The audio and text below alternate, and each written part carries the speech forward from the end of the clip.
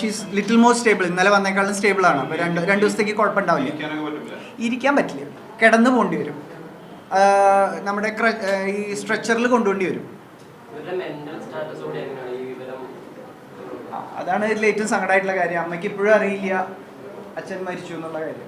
അപ്പോൾ അതിപ്പോൾ പതുക്കെ ഇൻട്രൊഡ്യൂസ് ചെയ്തപ്പോൾ രാവിലെ ഞങ്ങൾ സീരിയസ് ആണെന്നും വെന്റിലേറ്ററിലാണെന്നും ഉച്ചയോട് കൂടിയിട്ട് കുറച്ചുകൂടി സീരിയസ് ആണെന്ന് പറഞ്ഞ് ഇങ്ങനെ പതുക്കെ പറഞ്ഞുകൊണ്ടിരിക്കുകയാണ്. കാരണം സഡൻ ഒരു ഇത് ചിലപ്പോൾ ആക്സെപ്റ്റ് ചെയ്യാൻ ബുദ്ധിമുട്ട്. കാരണം ഇന്നലെ വന്ന സമയത്ത് ഫുള്ള് അവർ ഒരു ഡിസോറിയൻറ്റഡ് ഇതിലായിരുന്നു. അപ്പോൾ രാവിലെ ആയപ്പോഴാണ് ഒന്ന് ഓറിയൻറ്റേഷൻ ബെറ്റർ ആയത്.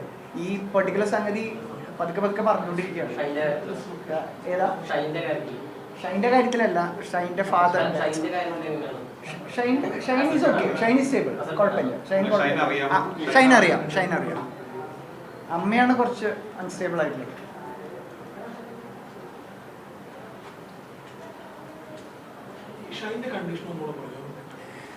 ഷൈന് ഫ്രാക്ചർ ഹ്യൂമറസ്, അതായത് ഷോൾഡർ ജോയിന് താഴെ വരുന്ന ബോൺ 3 പീസസ് ആയിട്ട് പൊട്ടിയിരിക്കുകയാണ്.